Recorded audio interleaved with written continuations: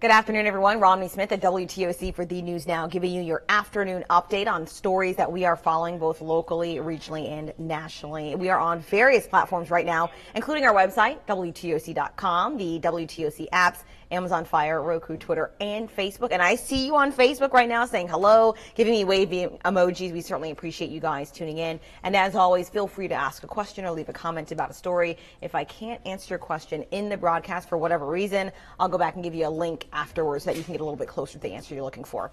Okay, so we're continuing to follow the story about a deadly house fire that happened yesterday. It killed a 5-year-old child and sent 2 other children to the Augusta Burn Center and left 21 people total displaced. Well, WTOC's Jarvis Robertson is learning more about that incident. Here's a preview of his story. Hey there, digital friends. Jarvis Robertson here. So I'm following up on yesterday's tragic house fire, which claimed the life of a 5-year-old. Now, remember, we told you all that Savannah Fire let us know that the home did not have any smoke detectors in it. So I've been doing some digging, some research, and found out that it's actually required by state law for you to have smoke detectors inside of your home. That's every home, every residence in the state of Georgia. Coming up on the news at 4 and 6, you're going to hear from state officials about the efforts of that law and also more from Red Cross about what they're doing. Normally, the White House press corps is a group of very experienced journalists representing various national outlets, and occasionally they invite another TV journalist in from somewhere from around the country. Well, yesterday they had a special guest, a 13-year-old journalist who specifically asked about school shootings. Take a listen.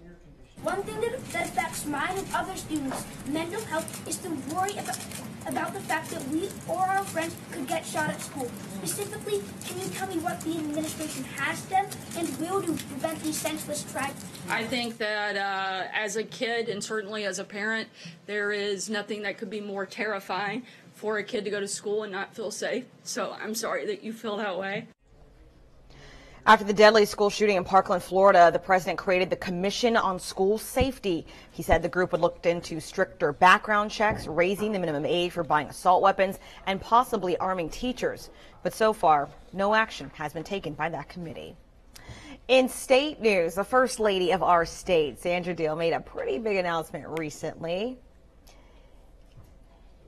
She rang the bell to announce that she is officially done with radiation to fight breast cancer. She wrapped up her treatment yesterday and thanked everyone for their prayers, support, and good wishes during her journey. That's certainly some really positive news. We all like to hear that. Well, this next story may not be a surprise for you. Afternoon showers. I feel like we say this every day, and we have for the last more than a week now at this point. It's all across our area at various times. But if you're heading to the Savannah Bananas game, you are in good luck. The rain is expected to stop by the time the game begins, but it will be a little muggy. You're looking at temperatures that we're expecting for the game tonight. It'll be in the low 80s and then the high 70s the later we get, but the chances of rain, again, expected to stop right before the game hits, so you can enjoy the game with the Savannah Bananas against the Macon Bacon.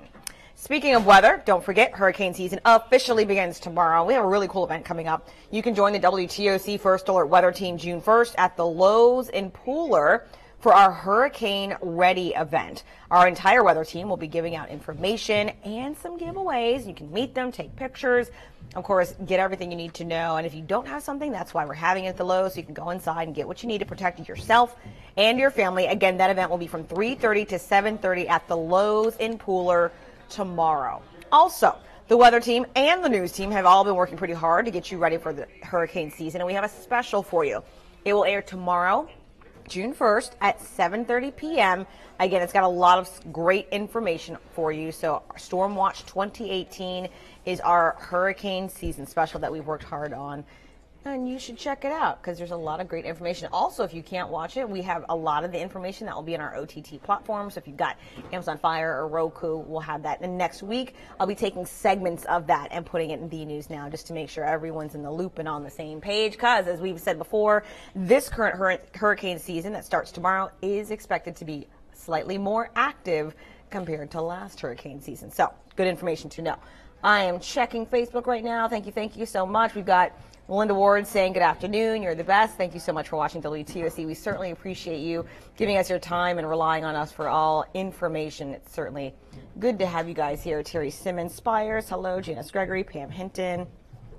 All right. I'm seeing people right now. I feel like all my comments aren't loading for some reason. That's all right, though.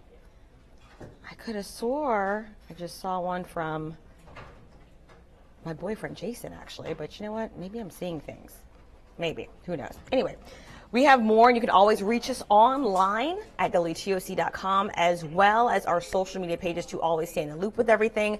And then you can find us there on Twitter at WTOC11, Snapchat, Instagram, all of the various social media sites. We appreciate you guys relying on us. Keep in mind, the next newscast coming up is at 4 p.m. on the CBS affiliate in Savannah. See you then.